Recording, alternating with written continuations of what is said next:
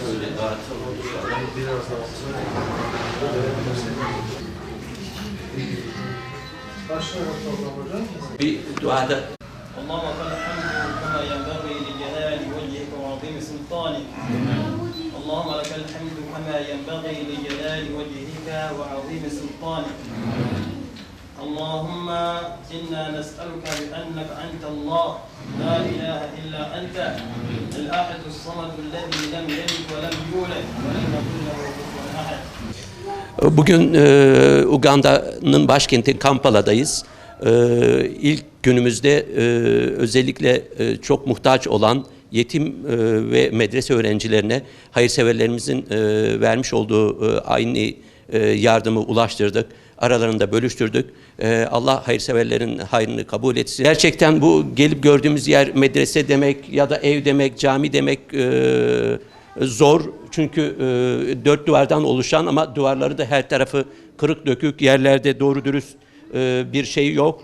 Yatakhanelerine girdik. Gerçekten bir kümes gibi ve tabii ki biz bu ortamda bu şekilde bunları yapmak her ne kadar yaptığımız işlerden birisi olsa dahi çok gerçekten çok zor durumda kaldık. İnsanın gözleri yaşarıyor. Yani bu tabii başkentte bulunan bir durum. Daha farklı, daha ücra kesimlerde durumun daha da kötü olduğunu düşünüyoruz.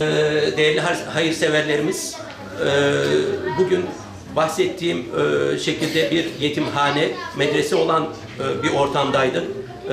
Yetim ve fakir çocuklara nakdi yardımları ulaştırdık.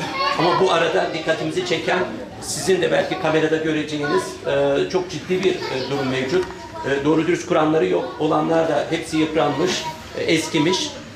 Ve dün de başlattığımız Kur'an Kerim hediyesi kampanyasına da çok uygun.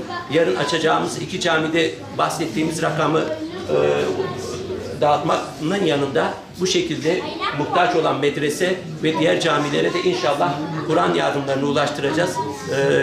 Yardımlarınızı bekliyoruz.